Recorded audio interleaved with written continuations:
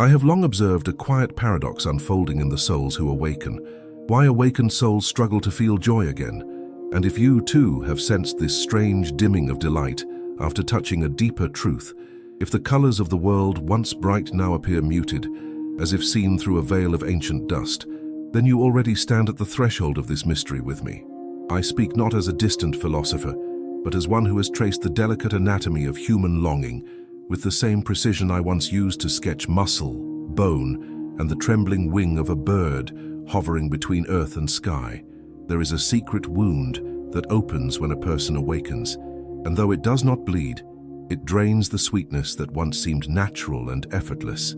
Perhaps you have felt it, that silent shift where laughter becomes an echo rather than a fountain, where celebrations feel like theater, where pleasures that once intoxicated now taste thin like water left too long in the sun. You begin to wonder if something essential has been stolen from you, or if awakening itself is a thief disguised as light. Many fear they are breaking, when in truth they are merely seeing too clearly.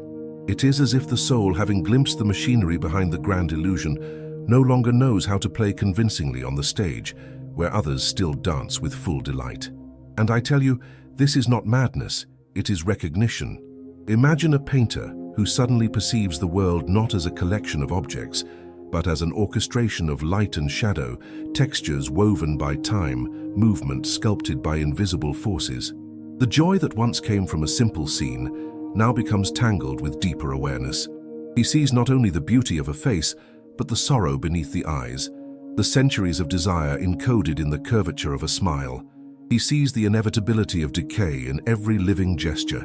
How could he feel the same innocent joy he felt before?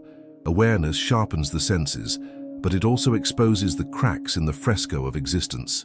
This is why awakened souls struggle to feel joy again, because awakening rearranges the architecture of perception. What once delighted now reveals its impermanence. What once comforted now feels too small, and what once distracted now stands transparent, unable to hide the trembling truth beneath. The heart, newly attuned to subtle vibrations, senses the falseness in places where it once found refuge. It longs for a purity it has glimpsed, but cannot yet inhabit. And so joy becomes elusive, not absent, but transformed into something the old self no longer knows how to receive. Many awakened souls believe something has gone wrong. They whisper to themselves that they should be more joyful, more grateful, more radiant.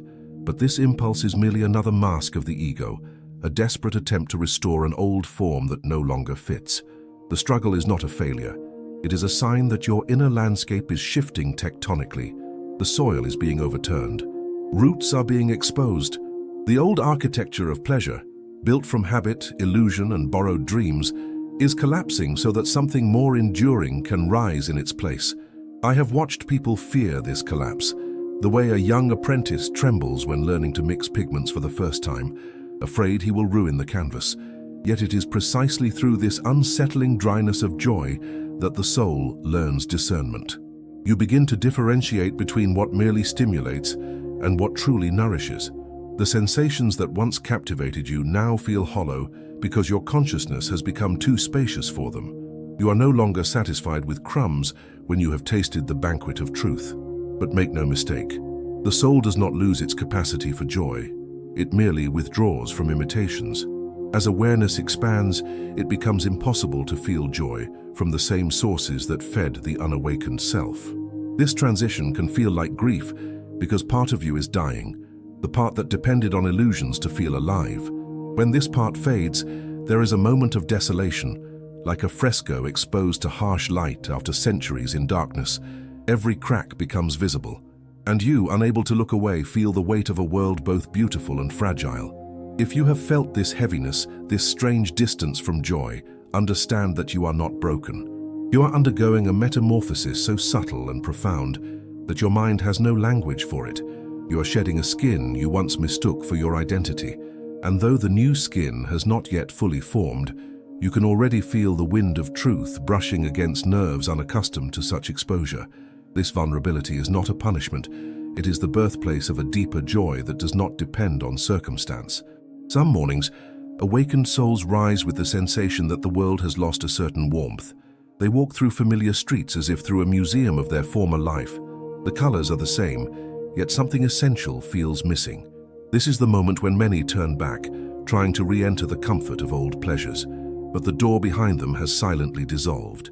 There is no unseeing what has been seen. The soul, once expanded, cannot return to its previous dimensions. What you interpret as the absence of joy is the dismantling of illusions that once masqueraded as joy. And so the struggle continues, not because joy has abandoned you, but because you are learning to perceive it with new eyes. The heart must be retrained. As a sculptor retrains his hands when shifting from wood to marble, joy, now stripped of its disguises, appears more subtle, quieter, less theatrical. It will no longer shout at you, it will whisper. And only a soul willing to listen in stillness can hear it. Your awakening did not steal joy from you. It illuminated the difference between joy and distraction. And this illumination, like a sudden flash of sunlight in a dark studio, can momentarily blind you. But blindness is not the end. It is the beginning of vision. When I first noticed this estrangement from joy within myself, it felt as though the world had been subtly rearranged overnight. The same landscapes, the same faces, the same familiar gestures, yet everything shimmered with a faint distance, like a memory I could still touch, but no longer fully inhabit. And I realized that awakened souls struggle to feel joy again, not because they have lost something, but because they have stepped beyond the boundary where borrowed happiness once thrived. The old joys were crafted from expectation, from the architecture of society's stage, from scripts whispered into us since childhood. Awakening dissolves these invisible threads, leaving us suspended between what we once believed and what we have not yet become. I remember observing how people around me continued to move in bright enthusiasm, laughing with a spontaneity that felt almost foreign. Their delight was immediate, effortless, untouched by the weight of introspection. And I, watching them, felt as though I had slipped behind the curtain of a grand theater and seen the pulleys, the ropes, the trembling hands of the actors adjusting their masks. Once you see the machinery, the performance can no longer enchant you in the same way. The illusion requires innocence, and awakening robs you gently but irrevocably of that innocence. You do not become cynical, rather you become aware. And awareness changes the flavor of everything. There were days in which I wondered whether the soul was meant to carry this level of vision. I walked along rivers and through forests, trying to rediscover the world with the simplicity I once took for granted. But nature too spoke to me differently. I noticed not only the beauty of a leaf, but the inevitability of its decay. Not only the grace of a bird in flight, but the mathematical precision that governed its movement. And while this deeper perception filled me with awe, it also carved a quiet hollow where uncomplicated joy once lived. To see the world with clarity is to surrender the comfort of the dream. Yet I began to understand something profound. The struggle to feel joy again is not a punishment. It is a purification. The soul is refining its palate, rejecting the artificial flavors that once satisfied it. What feels like numbness is actually discernment awakening. It is the same transformation that occurs when an apprentice painter learns to mix pigments. At first, the vivid colors he knew suddenly seem crude, garish, unsophisticated. His eye becomes critical, demanding subtlety, depth, nuance. The world has not become less beautiful. His perception has simply outgrown the illusions he once mistook for beauty. In this state, many awakened souls confuse detachment with emptiness. They assume that if joy does not return quickly, they have lost some essential human capacity.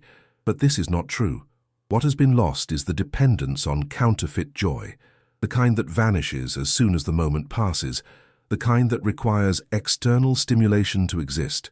Awakening strips this away, not to leave you barren, but to reveal the deeper roots of a joy that does not need applause, does not need noise, does not need distraction to thrive. The heart, newly exposed, becomes sensitive to the weight of all things. You begin to feel the sorrow woven even into moments of celebration, the fragility hidden beneath every triumph, the fleeting nature of every pleasure. The awakened soul sees the dual nature of life, light and shadow always intertwined, inseparable. And seeing this truth makes the former joys feel incomplete, almost naive. You can no longer indulge in selective perception. Awareness has expanded your vision, and with that expansion comes a certain heaviness, a noble heaviness, like the responsibility a master sculptor feels when standing before a block of marble full of potential. You carry the burden of knowing. Some evenings, as I worked by candlelight, sketching the delicate curvature of a human hand, I sensed that this struggle was not merely personal, it was universal. Every soul that awakens must pass through this desert where old joys no longer satisfy, and new ones have not yet taken form. It is a rite of passage, as ancient as consciousness itself. The desert is not a punishment, it is a refining fire. It burns away the shallow pleasures that once dominated the senses. It forces you to confront your inner emptiness, to understand that joy cannot be imported from the outside. It must rise from within, like a spring released from deep stone. There is a particular loneliness that accompanies this phase. You may find yourself surrounded by people, yet unable to join their laughter. You may taste the sweetness of a moment, yet feel no sweetness inside you. This loneliness is not isolation. It is recognition. The soul is recalibrating, learning to dwell in a new dimension of being. You are not withdrawing from life. You are adjusting to a higher vantage point where the noise of the world becomes fainter and the subtle truths become louder. But here lies the hidden paradox. The more awakened you become, the more impossible it is to lie to yourself. You can no longer pretend to enjoy what feels empty. You can no longer force excitement where your spirit feels none. This honesty, though liberating, also removes the scaffolding that once held your emotional life together. You stand without support, without illusion, without distraction. And in this nakedness, joy feels distant, not because it has disappeared, but because you are learning to meet it without armor. I came to see that joy, in its truest form, is not a burst of emotion. It is not exhilaration, nor euphoria, nor the intoxicating spike of pleasure. Those are fleeting sparks.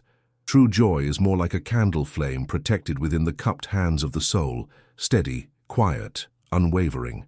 But one must become still to perceive it. One must learn to listen to the spaces between one breath and the next. Awakening teaches this stillness, yet in the beginning the mind interprets it as emptiness. It mistakes depth for absence, silence for loss. And so awakened souls grieve, not for joy itself but for the version of themselves that once needed so little to feel alive. They mourn the simplicity of their former happiness, unaware that this mourning is the doorway to something infinitely richer. For when joy returns, and it will, it does not return as it was. It returns transformed, matured, purified from illusion, no longer tied to circumstance. It rises from within, quiet but immense, like sunlight breaking through centuries of shadow. I have often reflected on how the soul, once awakened, becomes like an instrument suddenly tuned to a higher resonance. Sounds that once passed unnoticed now vibrate with strange significance, and what once felt harmonious begins to reveal its discord. This heightened sensitivity is both a blessing and a burden. It grants vision, but takes away the comfort of blindness. It offers truth, but steals the sweetness of illusion. And so awakened souls struggle to feel joy again, not because joy has vanished, but because their inner frequency has shifted beyond the range of ordinary pleasures. There is a moment, quiet, almost imperceptible, when you realize that the world's old invitations no longer seduce you. The gatherings, the noise, the rush toward entertainment that once seemed lively now feels like a frantic attempt to outrun some deeper emptiness. You observe people chasing stimulation the way a moth circles a flame, believing the burn to be warmth. And though you do not judge them, you recognize that you can no longer follow that same path. Your soul has unlatched itself from the machinery of distraction. This detachment creates both freedom and sorrow, for it separates you from the rhythm of the many and draws you toward the stillness of the few. In awakening, the heart becomes like a newly polished mirror. It reflects everything with terrifying clarity: your desires, your fears, your forgotten wounds, your unspoken truths. Such clarity can be overwhelming. Joy once came easily because your reflection was blurry. Now you see the intricate patterns of your own consciousness, the fractures, the illusions, the masks you once wore with sincerity. To face this inner landscape is to confront the full anatomy of yourself, layer by layer, as if peeling back the skin of your own being. Few things feel joyful during such an autopsy of the soul, but this unveiling is necessary. The struggle to feel joy again forces you to walk into the depths you once avoided. There, hidden beneath layers of conditioning, lies the raw pulse of your essence, the part of you untouched by praise or rejection, independent of success or failure. Awakening strips everything away until only this remains. At first, this nakedness feels unbearable. You search for the old joys and find no comfort. You search for new ones and feel no resonance. But this emptiness is not a void, it is a clearing. The universe is preparing space within you for a different kind of joy, one not built on external scaffolding. I began to understand this when I noticed how my own expectations had shaped my former joys. So much of what I once celebrated came not from genuine inner movement but from the approval of others, from the fulfillment of roles, from the comfort of belonging to the world's theatre. Awakening breaks these invisible contracts.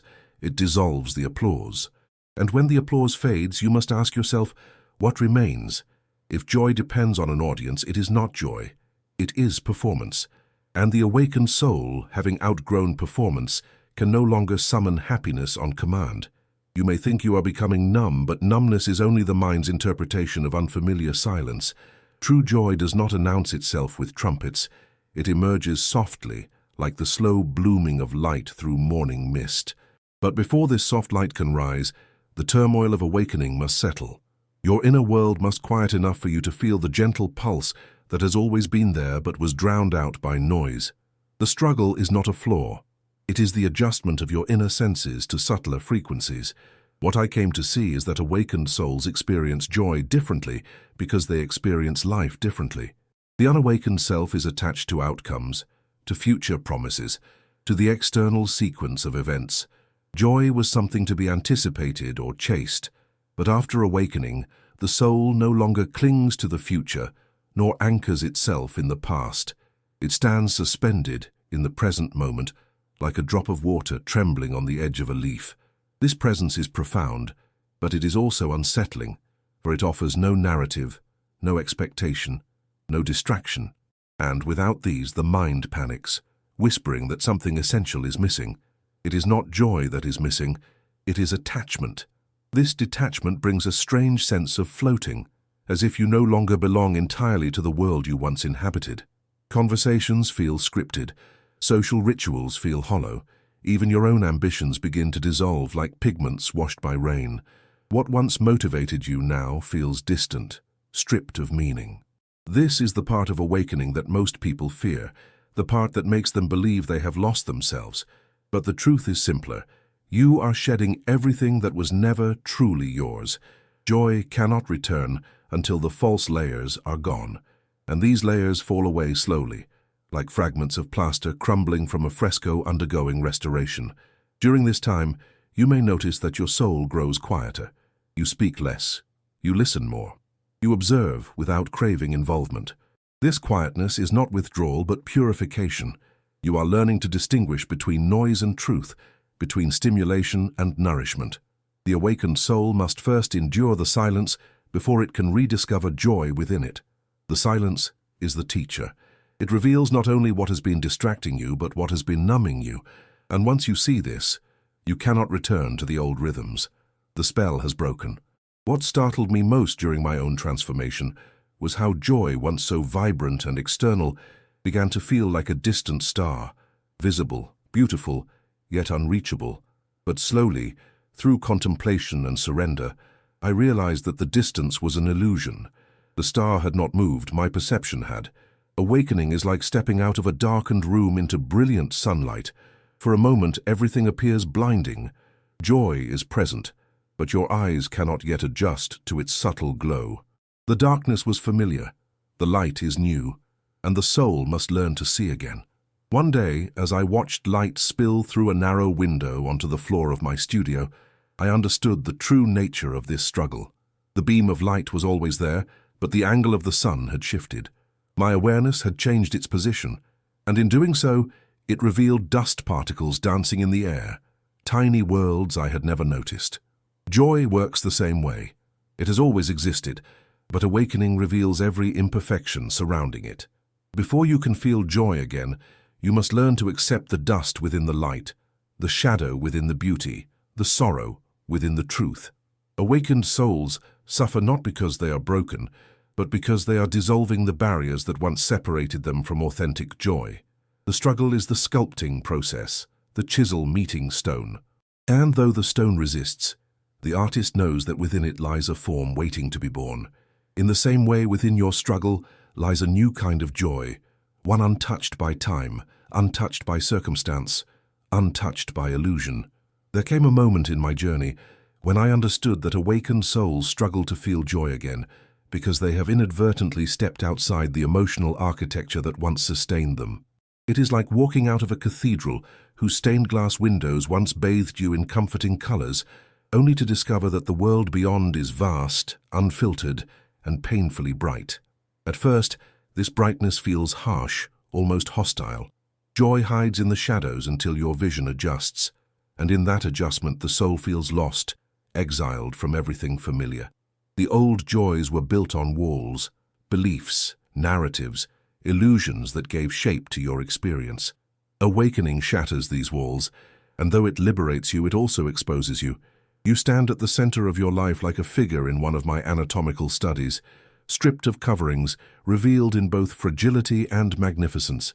To feel joy in this exposed state demands a kind of courage you may not yet recognize within yourself. For true joy requires vulnerability, and awakening removes every shield that once allowed you to feel safely delighted. As I observed this transformation within myself, I began to realize that awakening alters not only what we notice, but how we notice. The senses extend inward as much as outward. Every experience becomes layered with meaning, like brushstrokes applied so thinly and precisely that even the smallest variation whispers a secret. This depth of perception, though beautiful, can make simple pleasures feel insufficient. When you taste the fruit of consciousness, the fruit of the world loses some of its sweetness. It is not that the world has changed, only that you have awakened to a larger palette of truth. I remember sitting in the marketplace one afternoon, watching people barter, laugh, and move with the choreography of everyday life. Everything was loud, full of color, overflowing with movement, yet I felt as though an invisible pane of glass separated me from the scene. I was present but not immersed, aware but not engaged. This sense of distance is often misunderstood as numbness, but it is actually the soul stepping back to observe the world without merging with its illusions. The joy that once came easily now requires more sincerity, more authenticity, more soul. Anything less cannot penetrate the new depth of awareness. Awakening places you in a liminal space, a threshold between old identity and new consciousness. In this threshold, joy cannot simply be recalled from memory. It must be relearned. The old ways of experiencing joy relied on emotional momentum, on external stimulation, on the collective rhythms of the people around you. But the awakened self cannot be pulled into such rhythms without feeling the falseness beneath them. You sense the masks, the unspoken fears, the hunger hidden behind smiles. The awakened heart perceives not only the performance, but the emptiness behind it. And this vision makes superficial joy feel heavy, even unbearable. There were nights in which I walked alone under the moonlight, feeling the strange ache of having outgrown myself. The moon, steady and unchanging, illuminated the truth I had long resisted. The joy I once knew belonged to a version of me that no longer existed. Awakening is a kind of death, though the body remains alive. It is the death of the perceiver, the collapse of the inner architecture that once supported your emotional world. And like any death, it must be mourned. This mourning is what so many awakened souls mistake for despair. But underneath the mourning lies a subtle miracle, one that reveals itself slowly like a faint glow returning to the embers of a dying fire. The struggle to feel joy again is evidence that you are no longer sustained by illusions. It means your soul is searching for something more honest, more enduring. You are being compelled to discover joy not as an escape, not as a distraction, but as a natural expression of being alive. This requires a reorientation of your entire inner compass. The mind, accustomed to seeking joy externally, panics when its familiar sources dry up. It tells you that something is wrong. It urges you to fix yourself, to return to who you once were. But this urge is merely nostalgia for a self that could not survive the weight of awakening.